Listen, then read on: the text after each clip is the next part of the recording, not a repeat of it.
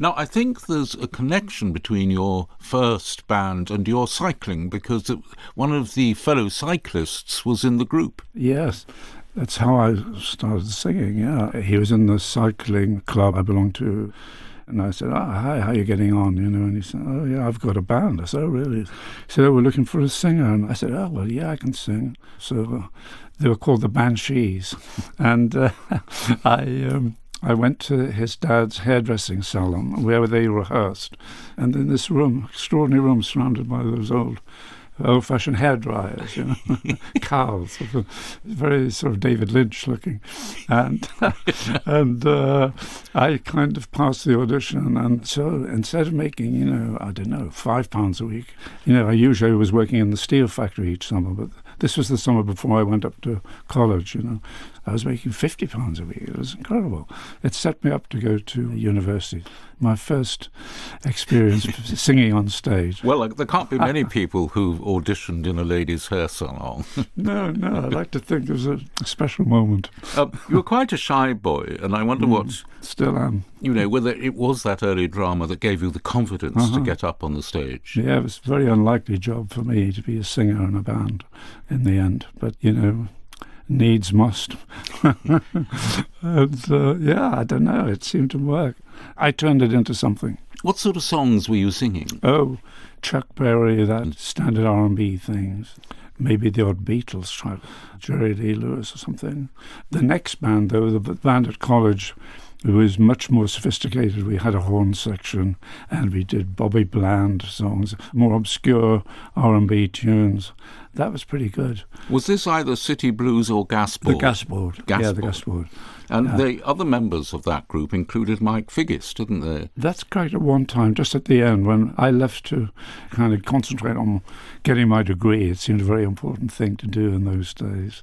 And Graham Simpson was really important because he became the bass player in Roxy Music, the first incarnation of the band. And you'd play at the club A Go-Go in Newcastle. Oh, yeah, that was a fantastic place in Percy Street where everybody went on a Thursday night. That was the hot spot in town. The local gangsters, all sorts of people. And that was great. They played great music, perhaps a bit too upbeat for this show. Oh, no, we embrace everything here. I saw some great people there. And, we played there, the Gasboard. We played there a few times. I remember seeing Wilson Pickett there, Captain Beefheart. It was a heady mixture, and there was an element of danger there, which was quite interesting. Well, the next music you've chosen is a regular on Private Passions because it's that wonderful score for dance. Oh, yeah, well, I just thought something rhythmic, and I don't go very often, but I like going to the ballet, Covent Garden, where they have great music, great dancing, choreography, the costume, the lighting, the sets. It's all combines to make magical moments, and I've always liked that Dance of the Night from Romeo and Juliet, Prokofiev, and it's just stirring, and it's a good part of that show.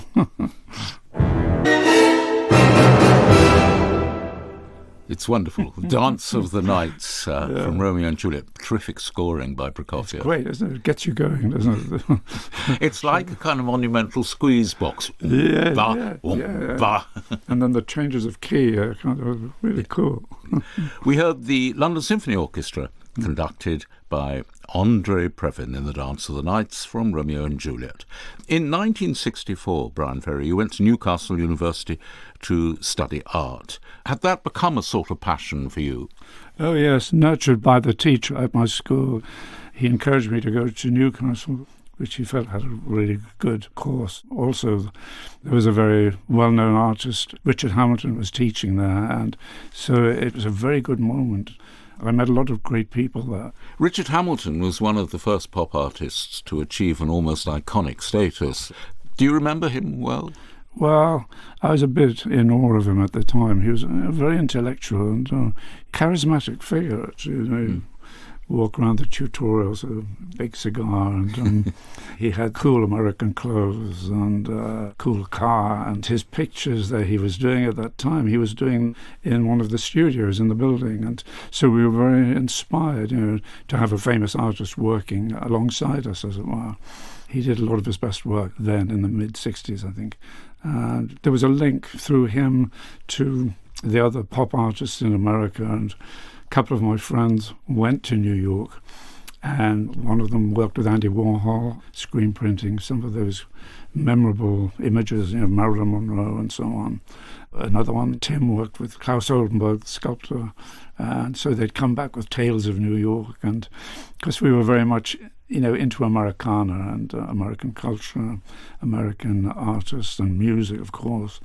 And so it was a great time to be a student for me there. I'm getting the sense in the late 60s that there was this freedom to escape the old school, the old world, yes, and remake yourself. That's right, yes. And the world was our oyster.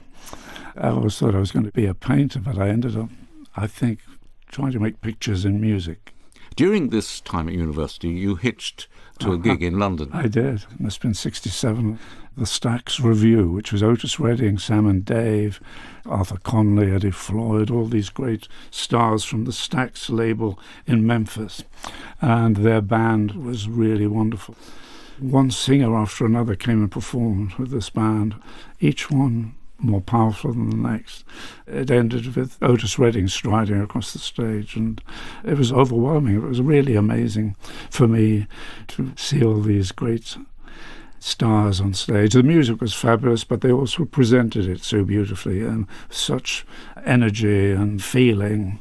Everything about it was great. And I thought, I would like to do this. Well, you did. The next track is another jazz one. Yes, it's a great bit of singing by Johnny Hartman. He made this album with John Coltrane, and this is a track called My One and Only Love.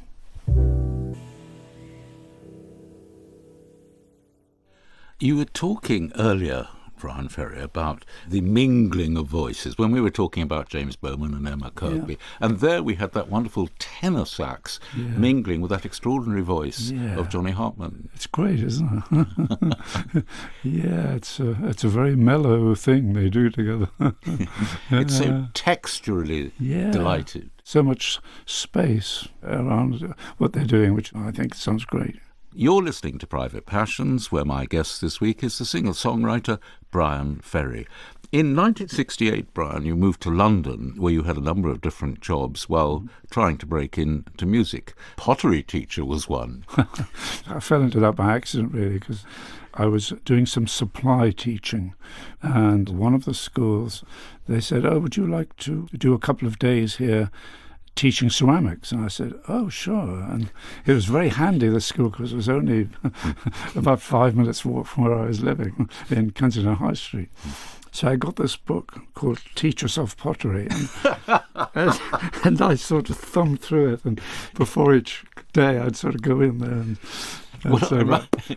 and I used to take some records in actually and play to the kids, and we had such a good atmosphere there, and I just let them get on doing whatever they could do with clay, and that was quite interesting. I ended up doing some tiny sculptures, actually, which I glazed, which are much prized.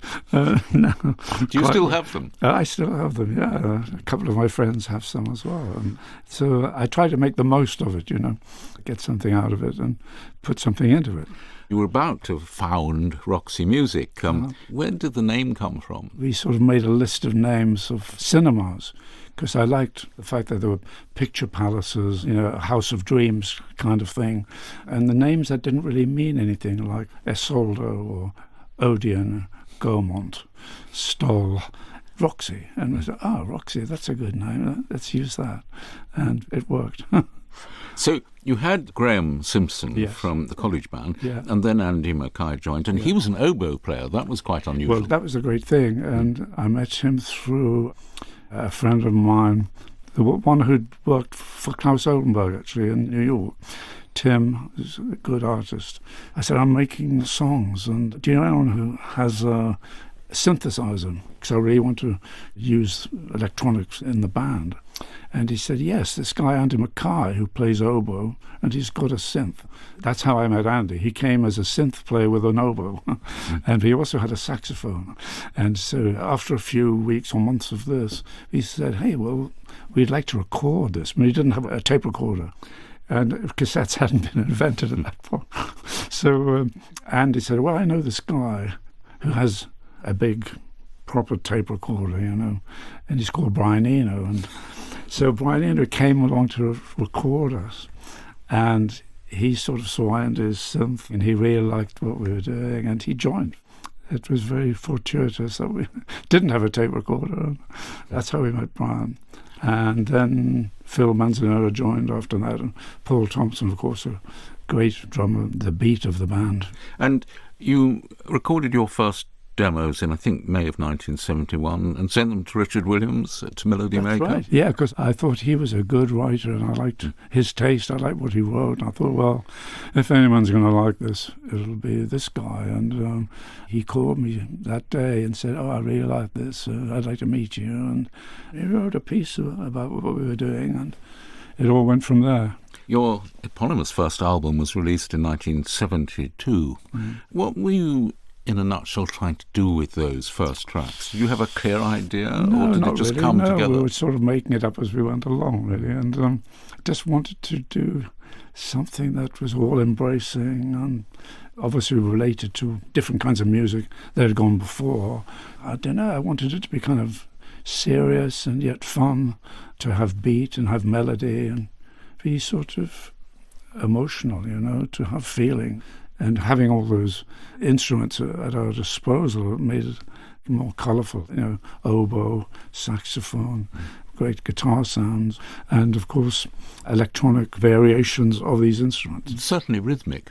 Rhythmic as well, yes. I was thinking of Virginia Plain on Top of the Pops, and basically it's two chords, isn't it? Yeah, it's just banging away. Yeah, one and five, and then a sort of 120 bump, bump, bump, bump, bump, bump, bump, with you playing the upright piano. Yeah, I always played in fifths, and it was all very, very basic.